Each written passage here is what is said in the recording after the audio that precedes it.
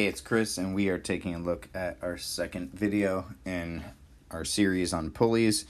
And now we're going to take a look at a situation where it's not static, where we have movement in the pulley. And so it's still going to be a very simple pulley system, just one pulley, a mass on either side.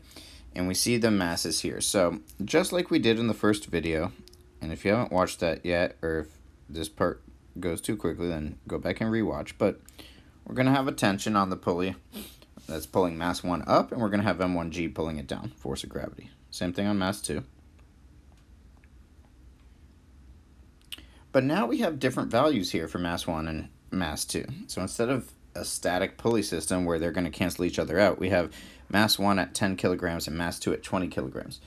So let's see how that's going to impact the movement of these. So here, if we're asked, for example, in a question, what's the acceleration on mass 2?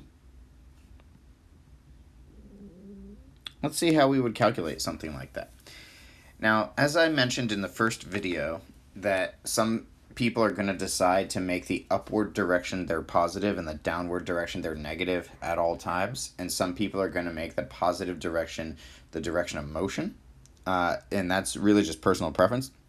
So my personal preference, and the way you're going to see it in these videos, is I make the direction of motion the positive.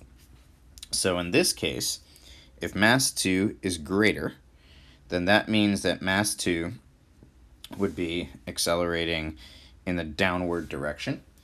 And I'm going to use that as my positive for this. So acceleration on mass 2. So we have MA, mass 2 is accelerating. And the acceleration is going to be equal to the net force. And so the downward direction, M2G, is going to be the positive, and then we're subtracting the tension, right? The tension's pulling up. And we can see that these two forces, the tension and the force of gravity, are acting in opposite directions. So it makes sense that one of those would be a positive, in this case M2G, and one of those would be a negative, the tension. And when we go to solve, we're going to plug in our corresponding values for this to see what kind of numerical result we would come up with. So here for M2 we have 20 kilograms times an acceleration equals 20 kilograms times 9.8. But then if we look, we just have a T here. We don't have a value yet for that tension. But what we talked about in the first video, and what's important to note, is that your tension is equal on both ends of your rope, which means for both of these masses, the tension is going to be equal.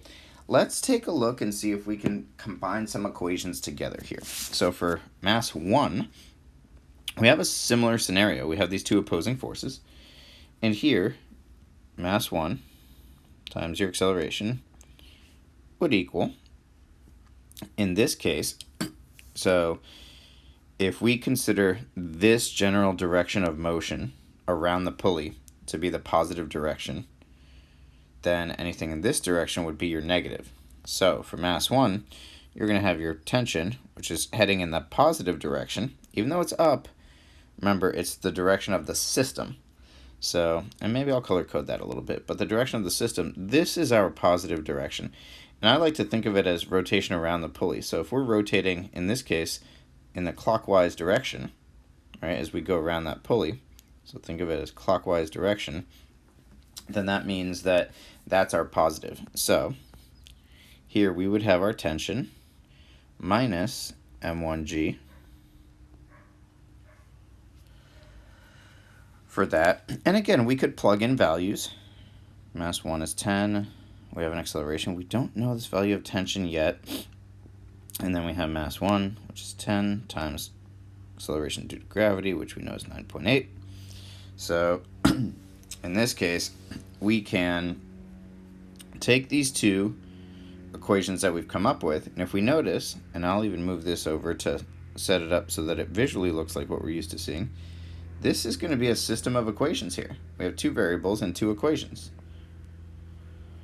So now we can solve for any variable individually and plug it in. So in this case, for example, I think that second equation is pretty easy to solve for t. So from this second equation, we would get T equals 10A plus, and then we have 10 times 9.8, which would be 98. And we can take that expression and plug it in for T in the other equation. And so that'll be 20A equals 20 times 9.8 minus this expression, minus T, which is 10A plus 98.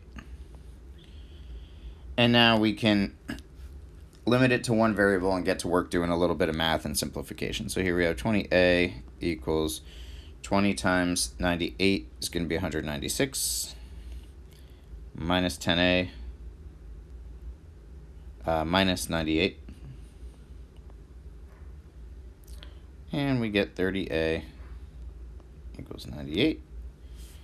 And when we divide 98 by 30, that's going to give us, let's double check. It's not the easiest calculation to do in our heads, but that's going to give us 3.26. Repeating. And remember that our units here, since we're talking about acceleration, we are looking at standard units of meters per second squared for the acceleration. And so that's the acceleration of our system, which means, and again, let's try to color code this a little bit, but it basically means as our system goes in this general direction, as that pulley spins clockwise, so mass 2 and mass 1 are going to have the same acceleration.